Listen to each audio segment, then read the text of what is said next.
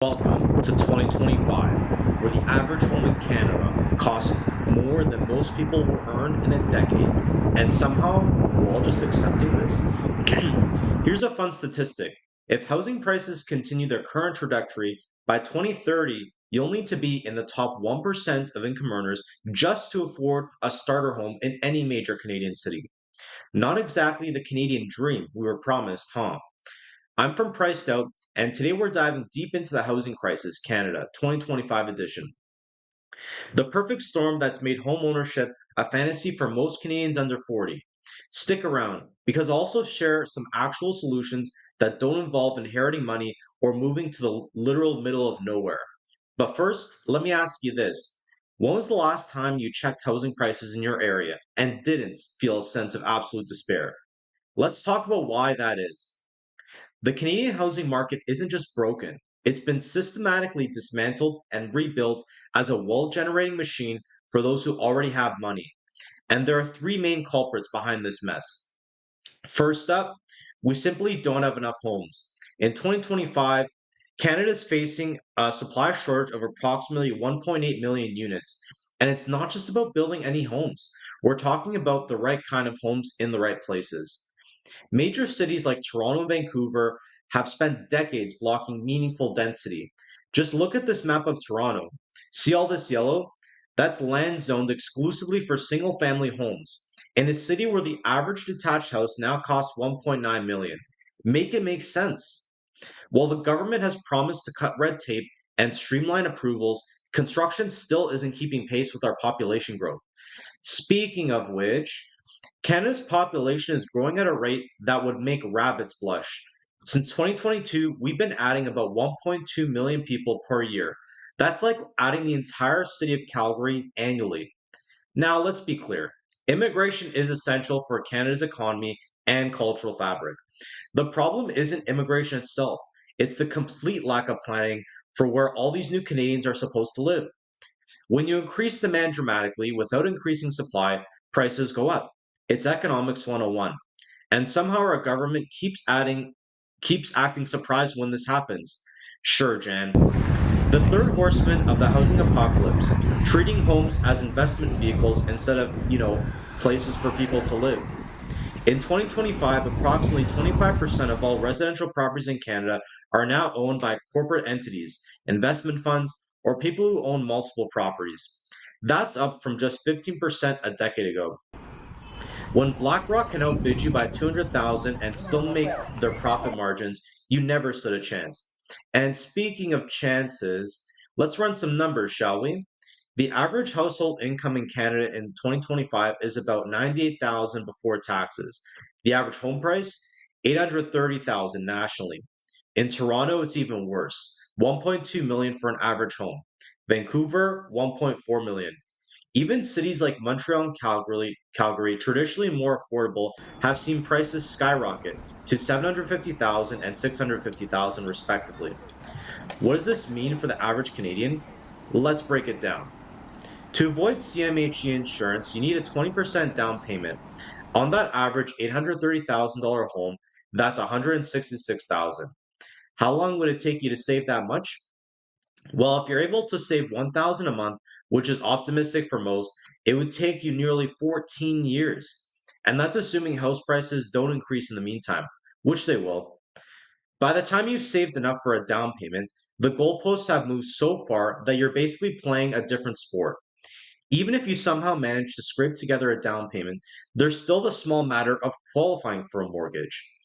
With the stress test requiring you to qualify at about 7.5% in 2025, you need an annual household income of approximately 190,000 to afford that average $830,000 home. That's nearly double the average Canadian household income. And remember, this is for an average home, not a nice home, not a big home, just average. Seems totally sustainable, right? Maybe you're thinking, fine, I'll just rent and save money that way.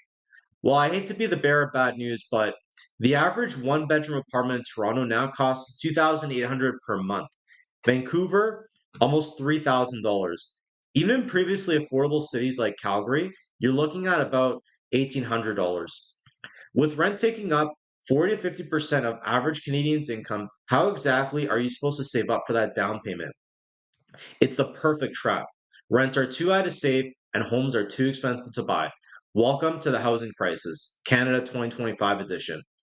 So, who's to blame for this mess? The answer is pretty much everyone. All levels of government have failed spectacularly when it comes to housing policy. Federal, despite promises of a housing accelerator fund and first time homebuyer incentives, most programs have been underfunded or poorly designed. The foreign buyers pan didn't work because foreign buyers only made up a tiny fraction of the market to begin with. Provincial, most provinces have been asleep at the wheel, allowing municipalities to block density and new development. Municipal, city councils across Canada have consistently prioritized the interests of existing homeowners over future residents, blocking apartments, townhomes, and anything that might increase density. Nothing says, I got mine, screw you, quite like a NIMBY at a zoning meeting. After keeping interest rates artificially low for years, the Bank of Canada's rapid hikes between 2022 and 2024 squeezed existing homeowners while doing little to improve affordability for new buyers. Lower prices but higher interest rates just means you're paying the bank instead of the seller. The monthly payment is still unaffordable. Developers have focused on luxury condos and single family homes because that's where the profit margins are. Why build affordable housing when you can make twice as much building luxury shoeboxes?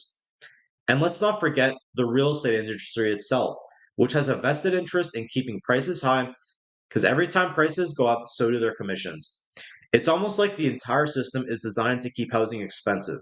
It's funny how that works. So, what can be done? Are we just all doomed to rent forever? The real solutions require political will that frankly doesn't seem to exist. First, massive increase in supply. We need to build at least 400,000 new homes annually for the next decade, and that's double our current rate. Second, ending exclusionary zoning. Single family zoning needs to be abolished in major cities, period. Third, public housing. Countries like Singapore and Vienna have shown that public housing works, but in Canada, we've decided that somehow socialism. Fourth, vacancy taxes with teeth. Not just 1% that investors can easily absorb as a cost of doing business, but punitive rates that make it financially impossible to leave homes empty. But let's be real. These will require politicians to prioritize future voters over current homeowners, so don't hold your breath. So, what can you do in the meantime? First, adjust expectations. The white picket fence dream might be dead in major cities. Consider alternatives like co ownership or housing cooperatives. Second, look beyond the core. Consider emerging areas outside major cities, especially those with good transit connections. Third, build skills, not just savings. The harsh reality is that increasing your income is now the only realistic path to homeownership for many Canadians. Fourth, get political. Join housing advocacy groups, vote for pro housing candidates, and show up to those boring city council meetings. I know this isn't uplifting advice you were hoping for, but the first step to solving a problem is acknowledging how bad it really is. The cost of living in Canada isn't just about dollars and cents, it's about the dreams we're forced to abandon. Young Canadians are delaying having children, staying in unhappy relationships because they can't afford to live alone, or leaving the country altogether. Mental health professionals report rising anxiety and depression directly linked to housing insecurity. A 2024 study found that 60% of Canadians under 40 report feeling hopeless about their housing prospects. We're creating a generation that knows they'll never have the security their parents did, no matter how hard they work. This isn't just about houses, it's about what kind of society we want to be. Do we want to be a country where only the wealthy can afford stability? Where young people feel they have no future? Where communities are hollowed out because no one can afford to live in them? The housing crisis Canada is facing in 2025 didn't happen overnight, and it won't be solved overnight either. But understanding how we got here is the first step toward meaningful change. If there's one thing I want you to take away from this video, it's this. The housing crisis isn't a force of nature. It's the result of policy choices, market failures, and a fundamental shift in how we view housing, from a basic need to an investment vehicle. And if it was created by choices, it can be fixed by choices too. Different choices, better choices. So what will you choose? Will you accept the status quo, or will you join the growing movement demanding change? If this video resonated with you, hit that subscribe button and share it with someone who needs to understand what's really happening in our housing market. And drop a comment below with your own housing story. Let's start the conversation. This is Priced Out, and I'll see you in the next video. Unless I've been evicted by then. Just kidding. Kind of.